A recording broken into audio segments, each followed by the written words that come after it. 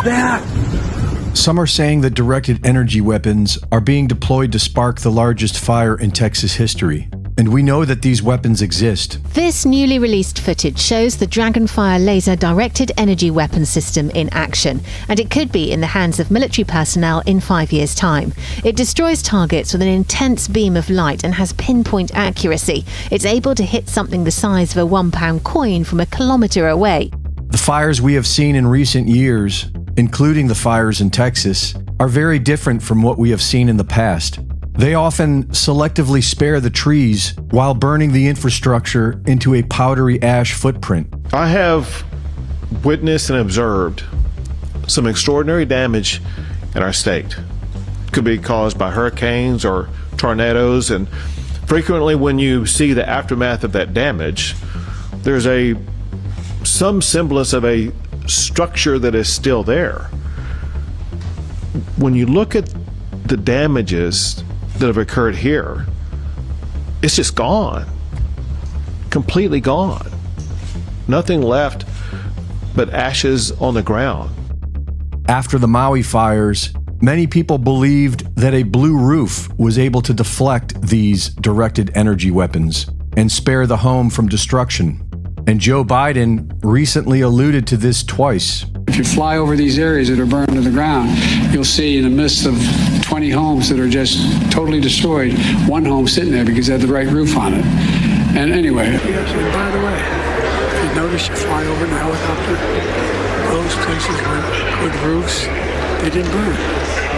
With the right materials. Yeah.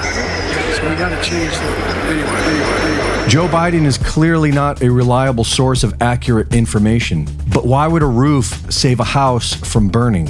And while there is plenty of circumstantial evidence that suggests directed energy weapons are being used to start these recent fires, arsonists have been arrested starting them the old-fashioned way.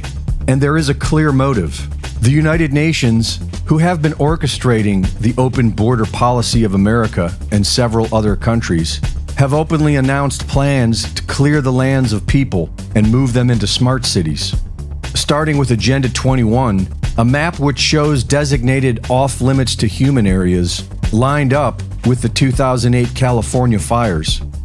9 years ago, planning was announced for smart cities to be built on Maui, but the most coveted property was owned by natives whose families have lived there for generations prior to Hawaii being annexed by the U.S.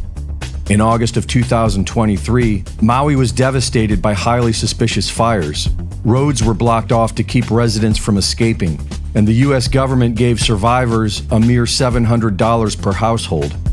A conference in April of 2023 met in Viña del Mar, Chile, to provide the municipality with support in the transfer of knowledge about the theory and solutions of smart cities. A year later, Viña del Mar was ravaged by fires. It was blamed on climate change, but local officials claimed arson. And in 2022, Amarillo, Texas was reported to be the #1 area under the radar for the Texas housing market under the United Nations Vision 2045. On February 26th of this year, the biggest fire of Texas broke out in this same area.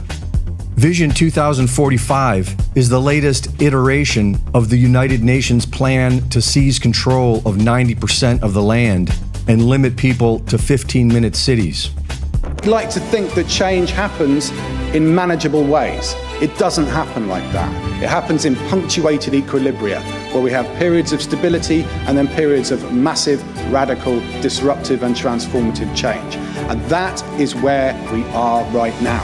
This is the decisive decade in the history of humanity. We who are here now have a responsibility that no future generations will have. Reporting for InfoWars, this is Greg Reese.